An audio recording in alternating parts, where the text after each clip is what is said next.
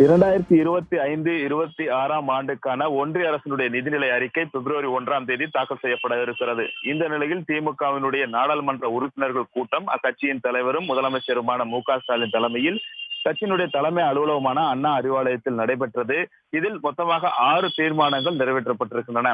அதில் முதல் தீர்மானமாக ஆளுநர் பதவி நீடிக்கப்படும் வரை அரசியல் மயமாகும் ஆளுநர் பதவியின் கண்ணியத்தை காத்திடுவதற்கு ஆளுநருக்கு நடத்தை விதிகள் உருவாக்கிடவும், மாநில அரசுகளின் கோப்புகளில் மசோதாக்களில் ஆளுநர் கையெழுத்திடுவதற்கான கால நிர்ணயம் செய்திடவும் வரும் பட்ஜெட் கூட்டத்தொடரில் திமுக வலியுறுத்தும் என்று முதல் தீர்மானம் என்பது நிறைவேற்றப்பட்டிருக்கிறது.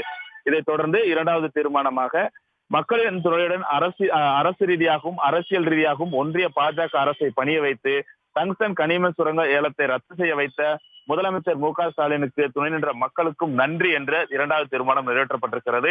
3வது தீர்மானமாக ஊருக்கு இரும்பு 5370 ஆண்டுகளுக்கு முன்னாலே தமிழ்நிலத்தில் அறிமுகமாகியுள்ளது என உலகுக்கு அறிவித்துள்ள திராவிட மாடல் அரசின் சாதனையை ஒன்றிய அரசும் பிரதமரும் முன்னெடுக்க வேண்டும் என இக்கூட்டம் வலியுறுத்துவதாக 3வது தீர்மானம் நிறைவேற்றப்பட்டிருக்கிறது. 4வது தீர்மானமாக கூட்டாட்சி தத்துவமும் மாநில கல்வி உரிமையும் உயர்கல்வி அனைத்திற்கும் பாதிப்பை ஏற்படுத்தும் வகையில் பல்கலைக்கழக நிதி நல்கை குழுவின் வரைவு நெறிமுறைகளை திரும்ப பெற வேண்டும் என திமுகவினுடைய மாணவர் அணி கட்சியினுடைய எம்பிகள் போராட்டம் என்பதற்கான தீர்மானம் 4வதாக நிறைவேற்றப்பட்டிருக்கிறது.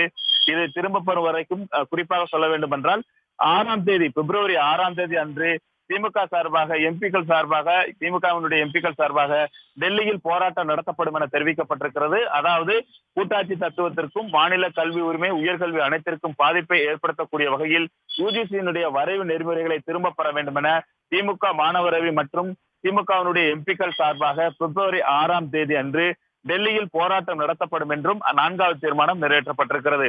5வது தீர்மானமாக சிறுபான்மையினருடைய நலனை பாதுகாத்துவதற்கு வக்பு சட்டத்தில் திருத்த மசோதாவை நிறைவேற்ற துடிக்கக்கூடிய ஒன்றிய அரசினுடைய பாஜக அரசுக்கு கடும் கண்டனத்தையும் 5வது தீர்மானமாக இந்த கூட்டத்தில் நிறைவேற்றப்பட்டிருக்கின்றன. இறுதியாக 6வது தீர்மானமாக தமிழ்நாடு என்ற வார்த்தையே இல்லாமல் கடந்த நிதிநிலை அறிக்கையை தாக்கல் செய்த ஒன்றிய பாஜக அரசு இந்த முறை தமிழ்நாட்டின் திட்டங்கள்